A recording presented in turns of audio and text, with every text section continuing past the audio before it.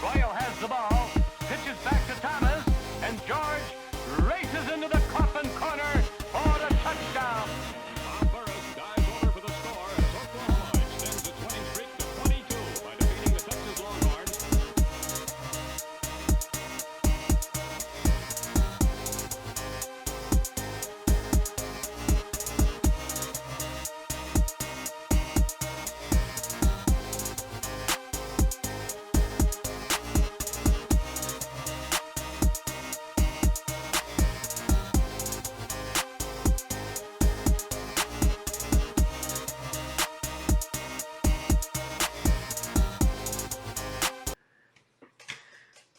Hello, I'm Emerson Campbell. I'm Taylor Reed, and we're back. Emerson, Week 3, Oklahoma versus Nebraska. Think about this, okay? Think about this real quick. The last time we were having this conversation of Oklahoma versus Nebraska, we were in high school. 2010, Big 12 Championship, Oklahoma and Nebraska. You remember that game? Kenny Stills, Landry Jones, DeMarco Murray, Travis Lewis. That was the Big 12 championship, wasn't it? It was. That was the year that they were... That was the last Big 12 championship before there was no Big 12 championship. Yeah, and that was their last year of the Big 12 title, or Big 12 conference. Right. And do you remember... Yes. And then Colorado and Mizzou and A&M left with them, yeah. I don't remember watching the game because I was on my way back from some wrestling tournament in Western You made it at Kansas. halftime. You came back to my house at halftime. Did I? I can't. I remember being able to keep up with the beginning part of it because my wrestling coach was also an Oklahoma fan. It was funny as hell because his screensaver, like on his computer in class, was like a logo of like Oklahoma and Texas Tech in that 08 game where it was like 65-21. I thought that was hilarious as shit. But anyway, he's a beast. Old Norby Poo, one of the best wrestling coaches ever. Anyway, so he was really invested in the game too. So he was keeping me updated through the first half. But I do.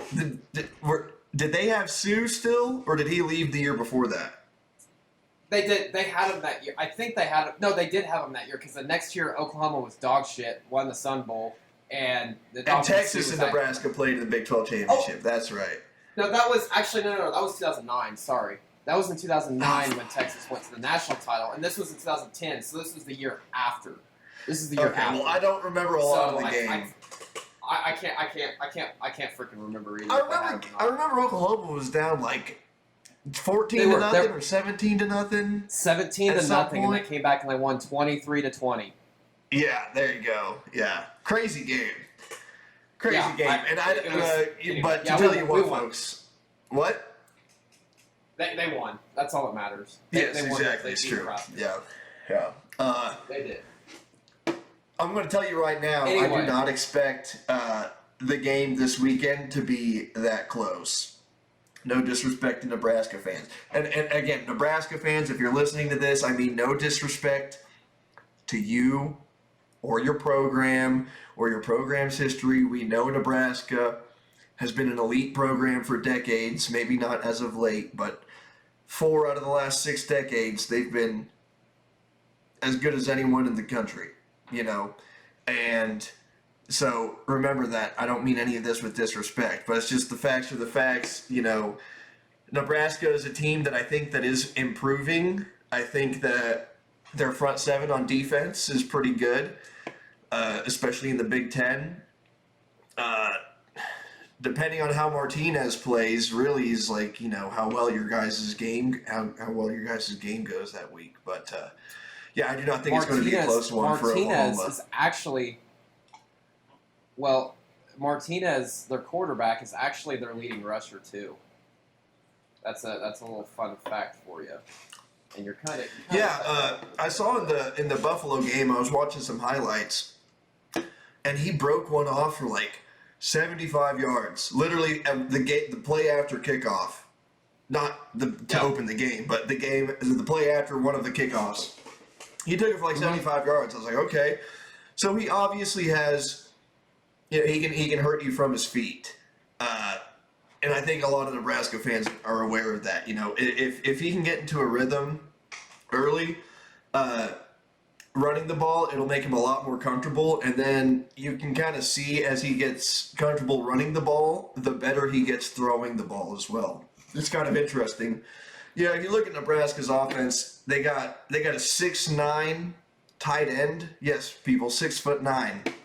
So that'll be a great matchup for, that'll be something to look at for Oklahoma's nickel or linebackers, who's ever on them, because if you remember, last year, Oklahoma struggled against big tight ends like Charlie Kolar with Iowa State. So that'll be a good. He looks like pretty athletic. He looks like he's got some wiggle to him, and he's a good route runner. So if Adrian Martinez can get him some targets and some completions going, that'll be a good indication of how Oklahoma's secondary pairs up with big receivers and big tight ends, and that's also could be an advantage for Nebraska to exploit. Absolutely. Yeah, I agree 100%, and it's also going to depend on which Oklahoma team shows up. It's really going to depend on that. I mean, Oklahoma should honestly not have any problem with this game.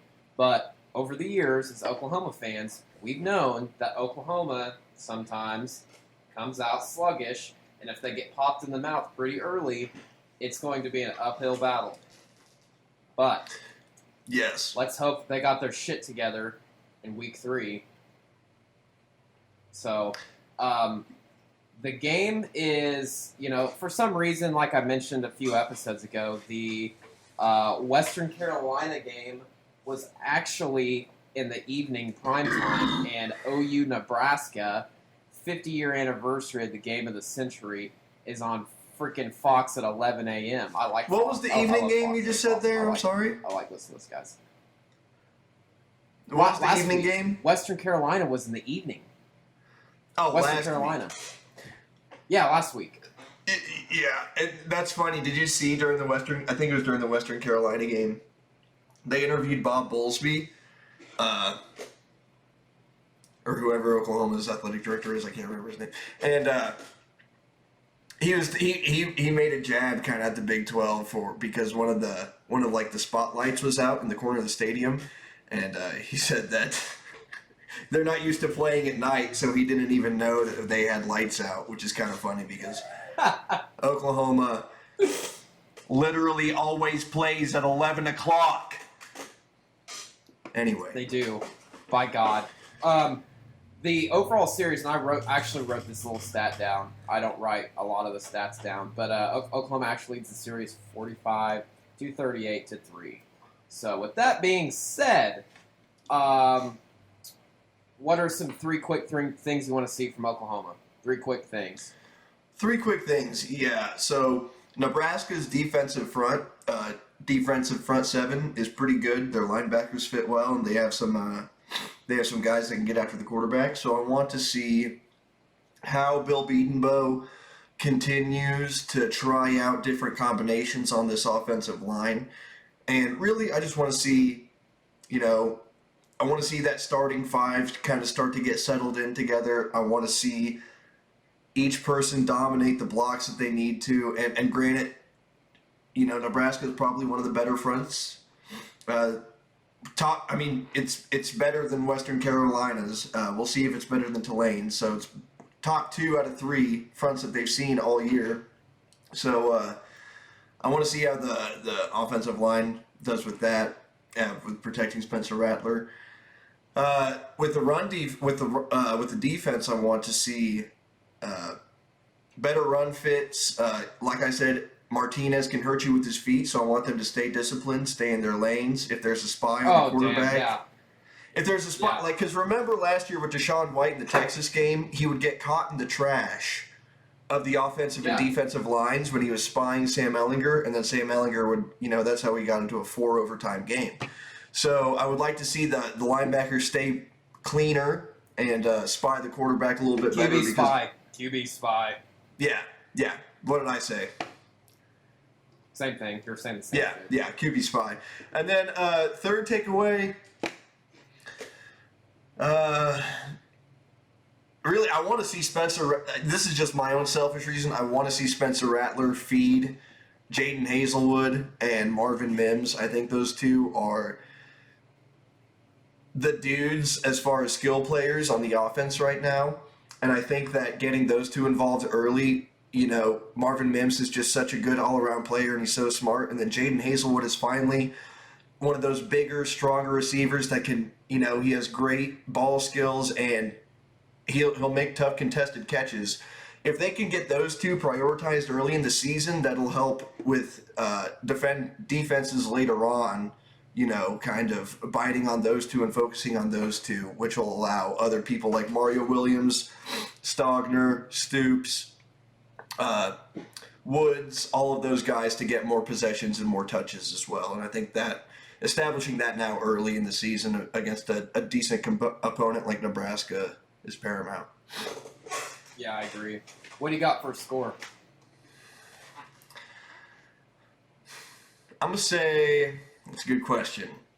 Give me You were pretty damn close last week. You said something like, I don't know if, what was the one we aired? You said something I said three like, first. I was right. Like some god-awful amount of points in 3. I was right. I was right on You Oklahoma were score right. in the fourth quarter until they scored 2 more touchdowns, and then that blew my prediction out of the water. I did not predict a shutout though, so kudos to Oklahoma's defense last week. That was impressive.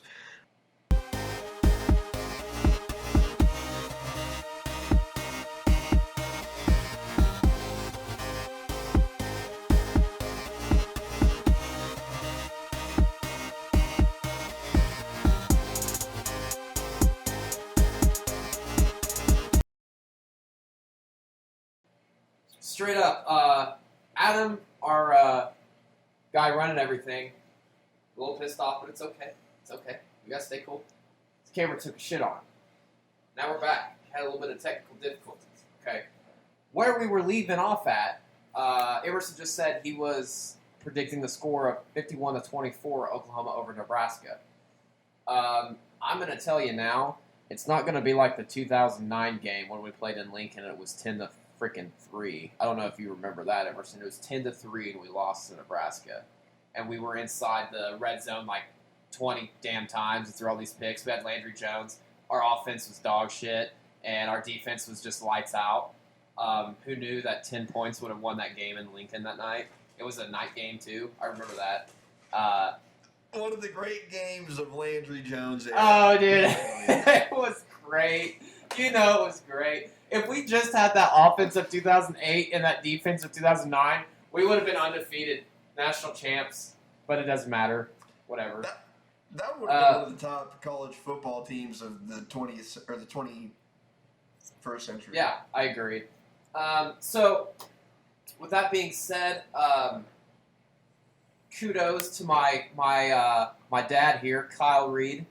This is his football. He is from Freedom, Oklahoma, small town in Oklahoma. I don't know if you know where that's at, but look it up on the map, Freedom, Oklahoma.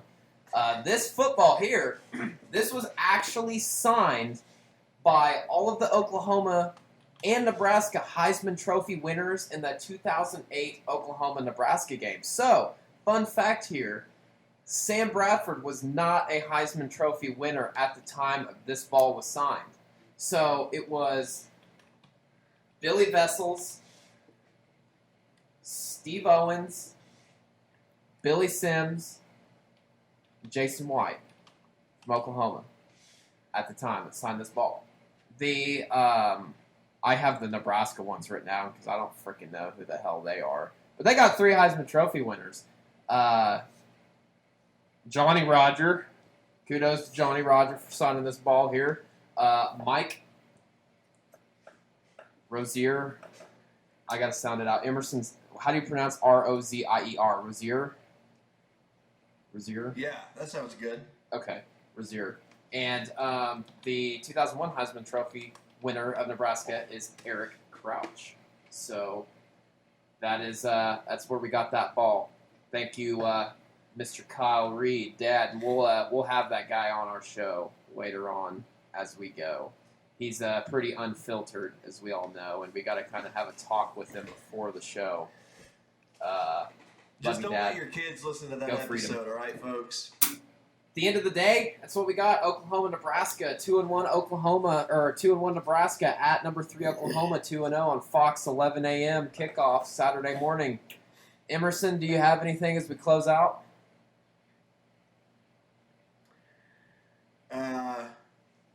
No, just remember that Oklahoma lost the game of the century, or Oklahoma won the game of the century. Or wait, did they? I can't remember. Anyway, I just want Oklahoma to get a good solid win on this one. That's all I got. Okay. All right, fair enough. Yeah, I'm gonna go Oklahoma. Oklahoma all the way. I hope they kick their ass, but Nebraska's a very respectable rival, and I hope this rivalry continues throughout the years. We got a game against them next year in Lincoln, Nebraska. Stay tuned for that one as well. So we're gonna wrap it up. That is Emerson Campbell. I'm Taylor Reed, and we'll see you guys Friday for some game picks. See ya.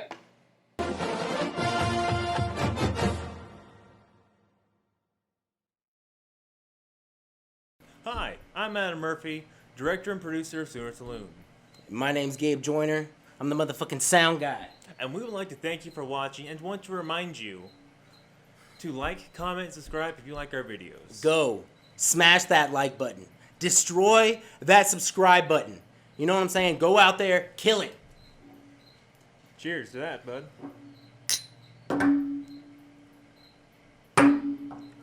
Destroy. Subscribe. Destroy the like button.